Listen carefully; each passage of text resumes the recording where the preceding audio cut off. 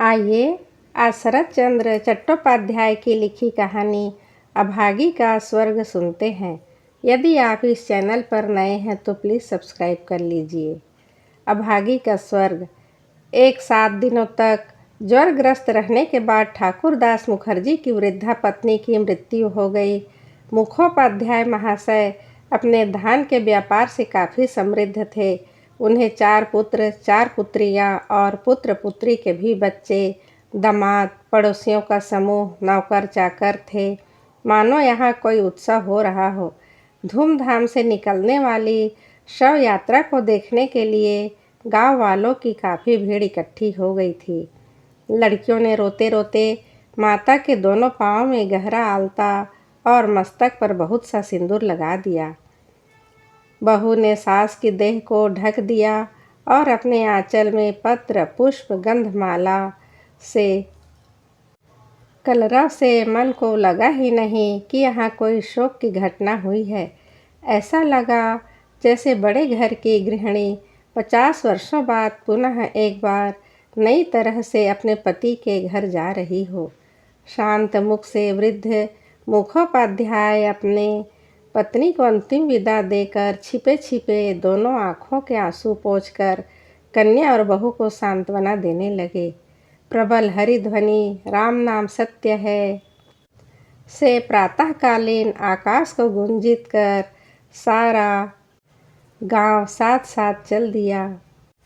एक दूसरा प्राणी भी इस दल का साथी बन गया था। वो थी कंगाली की माँ। वह अपनी झोपड़ी के आंगन में पैदा हुए बैगन तोड़कर इस रास्ते से हाट जा रही थी। इस दृश्य को देखकर उसके पग हाट की ओर बढ़े ही नहीं। उसका हाट जाना रुक गया और उसके आंचल में बैगन बंधे रह गए। आंखों से आंसू बहती हुई वह सबसे पीछे शमशान में उपस्थित हो गई। गांव के एकांत कोने में गरुड़ नदी के तट पर शमशान था। वहाँ पहले से ही लकड़ियों के ढेर, चंदन के टुकड़े, घी, दूब, धूप, घी आदि उपकरण एकत्र कर दिए गए थे। कंगाली के मन को निकट जाने का साहस नहीं हुआ, अतः वह एक ऊंचे टीले पर खड़ी होकर शुरू से अंत तक सारी अंत्येष्टि क्रिया को उत्सुक नेत्रों से देखने लगी। चौड़ी और बड़ी चिता पर जब शव रखा गया, उस समय दोनों ओर लगे हुए पाँव में लगे आलता को देखकर उसके नेत्र शीतल हो गए। उसकी इच्छा होने लगी दौड़कर मृतक के पाँव से अपने मस्तक पर लगा ले। अनेक कांटों की हरिध्वनि के साथ पुत्र के हाथों में जब मंत्र पूरित अग्नि जलाई गई तो वह मन ही मन बारंबार कहने लगी, सौभाग्यवती माँ, तुम स्वर्ग जा रही हो। मुझे भी आशीर्वाद देते जाओ कि मैं भी इसी तरह कंगाली के हाथों अग्नि प्राप्त करूं। लड़के के साथ प्रज्वलित चिता का लड़के के हाथ की अग्नि, ये कोई साधारण बात नहीं।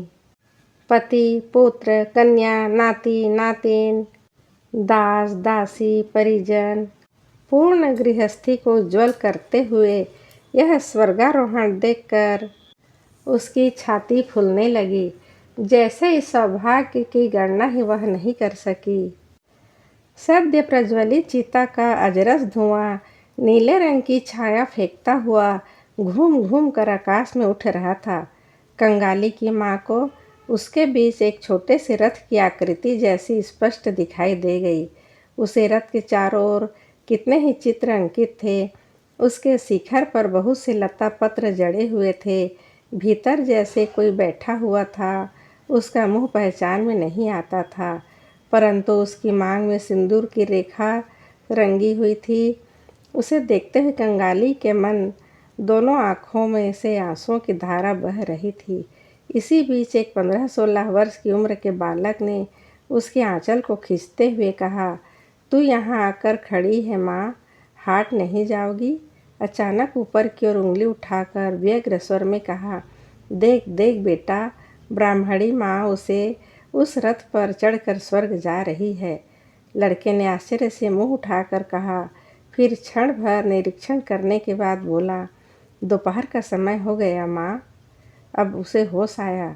दूसरे के लिए शमशान में खड़े होकर इस प्रकार आंसू बहाने पर वह मन ही मन लज्जित हो उठी। यही नहीं, बालक की एक अकल्याण की आशंका से तुरंत ही आंखें पोंछकर तनिक सावधान होकर बोली, रोऊंगी किसके लिए रे? आंखों में धुआं लग गया था।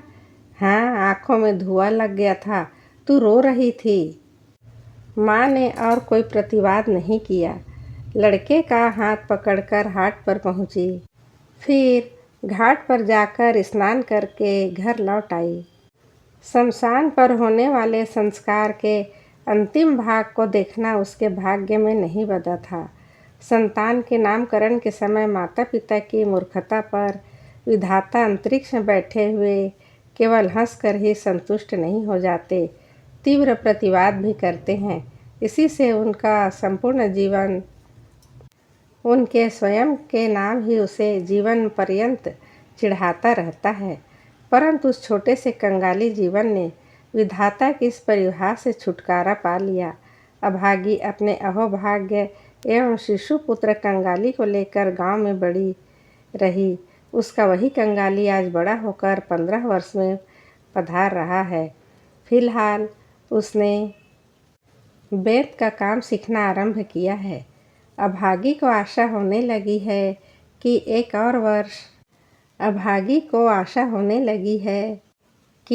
और वर्ष तक अपने अभागे के साथ जूझ लेने पर उसका दुख उसके अतिरिक्त और कोई नहीं जानता। बहुत देर हो गई बेटा, अब भूख नहीं रही। लड़के ने विश्वास नहीं किया। बहुत दिनों से कंगाली को धोखा दे रही थी। आज उसने हांडी देखकर ही छोड़ी। उसमें केवल एक ही व्यक्ति का भोजन के लिए भात था। तब वह प्रसन्न मुख से माँ की गोद में जा बैठा। इस उम्र के बालक साधारणतः इस प्रकार नहीं करते, परंतु शैशव से माँ रहने के कारण उसे माँ की गोद छोड़कर संगी साथियों के साथ घुल मिल जाने का संयोग नहीं मिला। एक बाँह गले में डालकर मुंह के ऊपर मुंह रखकर कंगाली ने चकित स्वर में पूछा, माँ, तेरा शरीर तो गर्म है, तू क्यों धूप में खड़े होकर जलते हुए मुर्दा को देखने गई? फिर क्यों जाकर नहा कर आ गई? मुर्दा जलना तुम्हें? माँ ने झटपट लड़के के मुंह को हाथ से दबाते हुए कहा, ये बच्चे, मुर्दा जलना नहीं कहते, पाप होता है। सती लक्ष्मी महारानी रथ पर चढ़कर स्वर्ग गई है। संदेह करते हुए कहा, तेरे पास एक ही बात है माँ, रथ पर चढ़कर भी कोई कहीं स्वर्ग जाता है? मैंने तो अपने आँखों से देखा है। ब्राह्मणी माँ रथ के ऊपर बैठी थी। उनके दोनों रंगे हुए पाँव को सबने अपनी आँखों से देखा है रे। सबने देखे हैं? हाँ, सभी ने देखे हैं। कंगाली माँ की छाती से चिपक कर बैठा सोचने लगा। माँ का विश्वास करना ही उसकी आदत है। विश्वास करने की उसने बचपन से शिक्षा पाई है। वही माँ जब कह रही है कि सबने देखा है, इतनी बड़ी बात को देखा है, तब इस अविश्वास करने का फिर कोई कारण ही नहीं। थोड़ी देर बाद वह फिर धीरे धीरे बोला, तब तू भी स्वर्ग जाएगी माँ। मैं उस दिन राखल बुआ से कह रही थी कि कंगाली की माँ के समान सती लक्ष्मी दुल्लों के मोहल्ले में कोई नहीं है। इसी प्रकार धीरे धीरे कहने लगा, पिता ने जब तुझे छोड़ दिया तब कितने दुख और कष्ट तुझे झेलने पड़े।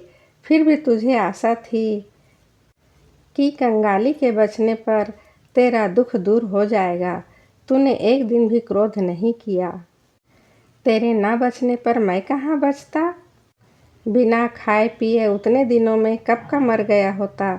माँ ने लड़के के दोनों हाथों को पकड़कर छाती से चिपका लिया।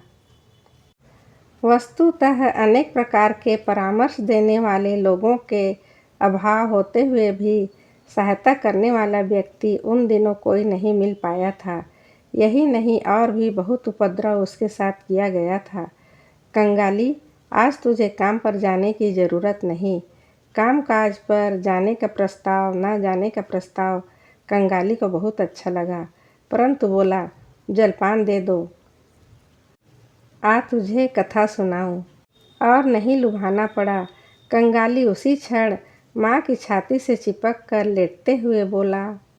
अभागी ने राजपुत्र कोतवाल के पुत्र की कथा सुनाई और पक्षीराज घोड़े की कहानी से आरंभ की। ये सब दूसरों से सुनी हुई और बहुत ही बार कही हुई कथाएं थी, परंतु कुछ देर बाद ही कहाँ गया उसका राजपुत्र और कहाँ गया उसका कोतवाल का पुत्र। उसने इस प्रकार उपकथा आरंभ की जो उसने दूसरे से नहीं सीखी थी, स्वयं की रचना थी। उसका स्वर जितना बढ़ने लगा, उष्ण रक्त स्रोत जितने वेग से मस्तिष्क की ओर बहने लगा, उतने ही जोश से वह नई उपकथाओं के इंद्रजाल की रचना करने लगी। उनका विराम नहीं था, विच्छेद नहीं था। कंगाली की छोटी सी देह बार बार रोमांचित होने लगी। भय, विस्मय और पुलक से वह जोर से माँ को गले को पकड़कर उसकी छाती में समा जाने की जैसे कोशिश करने लगा। बाहर दिन ढल चुका था। सूर्य अस्ताचल को चले गए। संध्या का मिलन छाया प्रगाढ़ होती हुई चराचर को व्याप्त करती हुई, परंतु घर के भीतर आज फिर दीपक नहीं जला। गृहस्थी का शेष कर्तव्य पूरा करने के लिए माता का अबोध गुंजन पुत्र के कानों में सुधा वर्षण करता हुआ चलने लगा। वो उसी शमशान और शमशान की कहानी थी। वही रथ, वही दोनों रंगे हुए पांव। किस प्रकार उसका स्वर्ग जाना, किस प्रकार शोकानपति ने उसका अंतिम पद धूलि देकर रोते हुए विदा ली, किस प्रकार हरिध्वनि करते हुए लड़के माता को ढोते हुए ले गए। उसके पश्चात संतान के हाथ की अग्नि, वो अग्नि केवल अग्नि ही नहीं कंगाली, वो तो साक्षात हर स्वरूप थी। उसका आकाश तक उठा हुआ धुआं धुआं नहीं बच्चे, वह तो स्वर्ग का रथ था। कंगाली चरण, मेरे बेटे, क्या माँ तेरे हाथों की अग्नि यदि पालूं बेटे, तो ब्राह्मणी माँ के भांति मैं भी स्वर्ग जा सकूंगी। लड़के की हाथ की अग्नि, आह, रथ को तो आना ही पड़ेगा। लड़के ने मुंह ऊपर करके भरे कंठ से कहा, ऐसा मत कहो माँ, मुझे बड़ा डर लगता है। माँ ने कहा, और देख कंगाली, तेरे पिता को एक बार जरूर बुलाऊंगी। वैसे ही अपने पाँव की धूल मस्तक पर देकर वह मुझे विदा करेंगे, वैसे ही पाँव में आलता, माथे पर सिंदूर देकर। परंतु कौन उसे देगा? तू देगा ना रे कंगाली। तू मेरा लड़का है, तू ही मेरी लड़की, तू ही मेरा सर्वस्व है। अभागी के जीवन का नाटक का अंतिम अंक समाप्त हो चला, जिसका विस्तार अधिक नहीं सामान्य ही है, जान पड़ता है। 30 वर्षीय अब तक पार हुए होंगे या ना हुए होंगे। अंत भी उसी प्रकार सामान्य भाव से हुआ। गांव में कविराज नहीं थे, दूसरे गांव में उनका निवास था। कंगाली जाकर रोया धोया, हाथ पांव जोड़े, अंत में लोटा गिरवी रखकर उन्हें 1 रुपए की प्रणामी दी। उसे सब जितना आयोजन करना था करना पड़ा। खरल, मधु, अदरक का स्रोत, तुलसी के पत्तों का रस। कंगाली की माँ ने लड़के से नाराज होकर कहा, क्या तुम मुझे बिना बताए लोटा गिरवी रखने चला गया? लेकर उन्हें माथे से लगाकर फेंकते हुए उसने कहा, अच्छी होना रहेगा तो अभी भी हो जाऊंगी। भक्ति धुंधलों के घर में अभी भी कोई औषधि खाने से नहीं बचता। 2-3 दिन इसी प्रकार बीत गए। पड़ोसी खबर पाकर देखने के लिए आए। वह जो घरेलू नुस्खे जानते थे, हिरन के सींग का पिसा हुआ घिसा हुआ पानी, गीती कौड़ी जलाकर शहद में मिलाकर दिया जाना इत्यादि बिना खर्चे की औषधि को बता सब अपने काम पर चले गए। मैं ऐसे ही अच्छी हो जाऊंगी। अच्छा देख, तू थोड़ा सा भात वात बनाकर खा ले, मैं भी देखूंगी। कंगाली पहली बार अनभ्यस्त हाथों से भात रांधने लगा। ना तो वह ठीक से माड़ निकाल सका, न अच्छी तरह पसा सका। चूल्हा उससे जलता नहीं, उसमें गिर जाने से, पानी के गिरने से धुआं उठने लगा। माँ के नेत्र छलछलाए। उसने स्वयं एक बार उठने की चेष्टा करी, परंतु माता सीधा खाट पर ही लुढ़क गई। बालक को पास बुलाकर किस प्रकार क्या करना होता है, इसका विधिवत उपदेश करते समय उसका छिन्न कंठ अवरुद्ध हो गया। आँखों से जल की अविरल धारा बहने लगी। गांव का ईश्वर नाई नाड़ी देखना जानता था। दूसरे दिन सवेरे उसने नाड़ी देखकर उसी के सामने मुंह को गंभीर बना लिया। कंगाली की माँ ने इसका अर्थ समझा, परंतु उसे भय नहीं लगा। सब लोगों के चले जाने पर उसने लड़के से कहा, एक बार उन्हें बुलाकर ला सकता है बेटा? कंगाली ने समझते हुए पूछा, पिता को?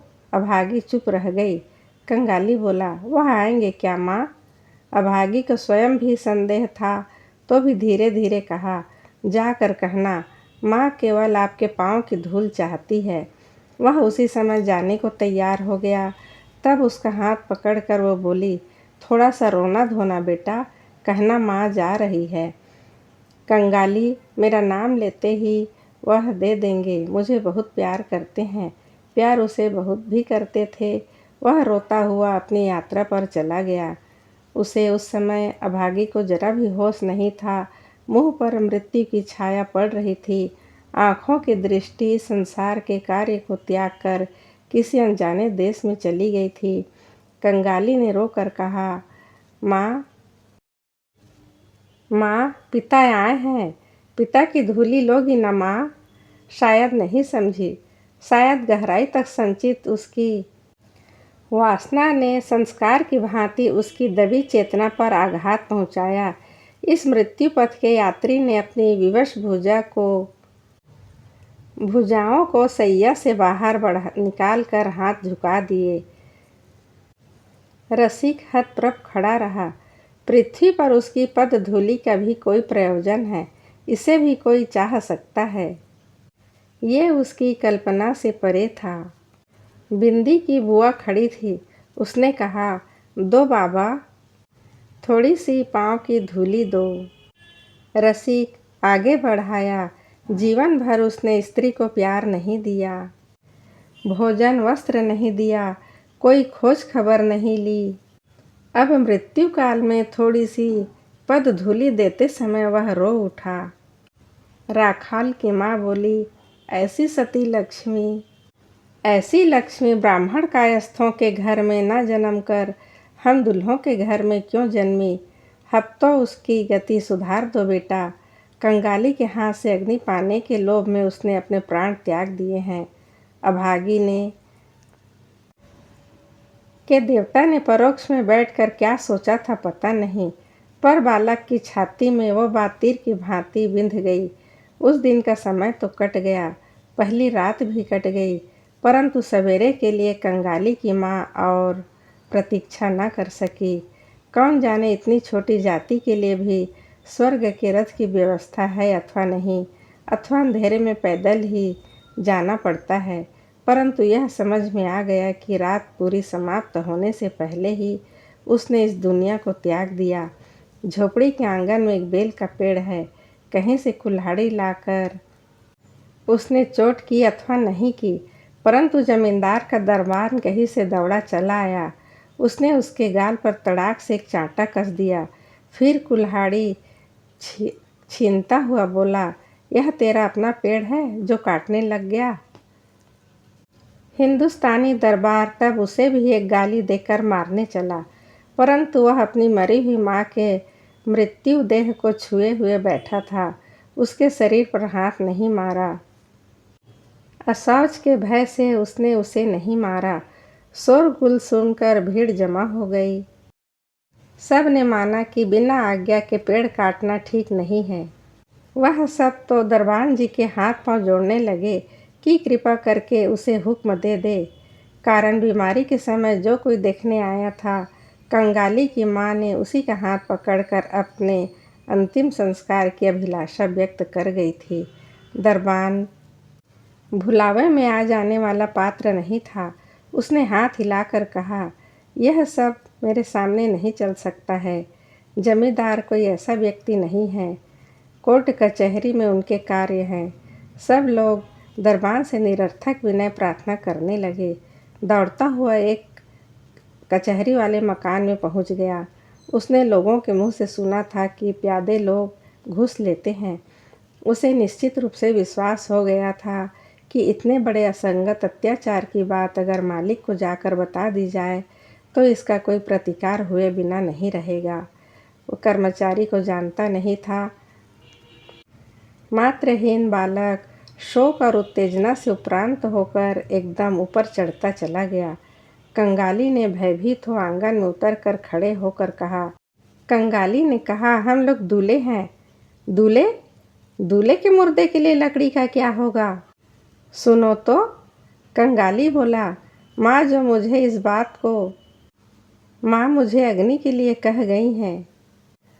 माँ तो सभी से कह गई हैं, आप पूछ लिए ना बाबूजी। सभी ने इस बात को सुना है। माँ की बात कहते समय उसके अनुरोध तुरंत ही याद आ जाने से उसका कंठ मानो रुलाई के कारण फट पड़ना चाहता था। अघन ने कहा, माँ को जलाना चाहता है तो पेड़ के दाम 5 रुपए ला सकेगा? कंगाली जानता था यह असंभव है। उसका उत्तरीय खरीदने के लिए मूल्य के रूप में उसके भात खाने की पीतल की थाली को बिंदी की बुआ 1 रुपए में गिरवी रखने गई है। इसे वह आंखों से देखा है।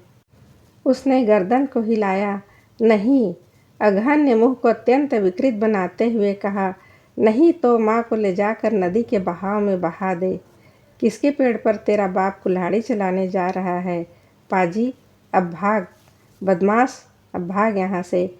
कंगाली बोला, वह हमारे आंगन का पेड़ है बाबूजी। वह तो मेरी माँ के हाथ का बोया हुआ पौधा है। हाथ का बोया हुआ पेड़ है? पांडे, सुअर के गले में धक्का देकर इसे मारकर बाहर निकाल तो दो।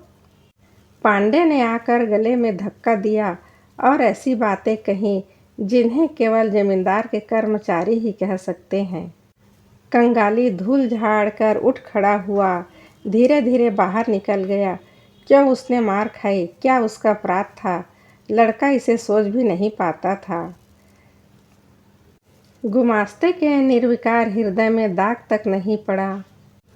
पढ़ने पर उसे यह नौकरी नहीं मिलती।